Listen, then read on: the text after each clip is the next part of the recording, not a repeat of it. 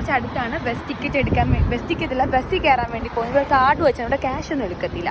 അപ്പോൾ കാർഡ് വെച്ചാണ് നമ്മൾ ബസ്സിൽ കയറണം. സോ ഗൈസ് നമ്മളിങ്ങനെ നടന്ന് ബസ് സ്റ്റോപ്പ് എത്താറായി.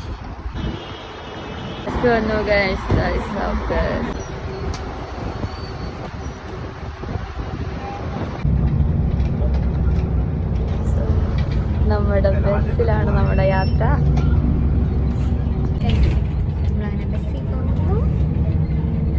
ഇനി ഇവിടെ നമുക്കൊരു 1 hour യാത്ര ഉണ്ട്.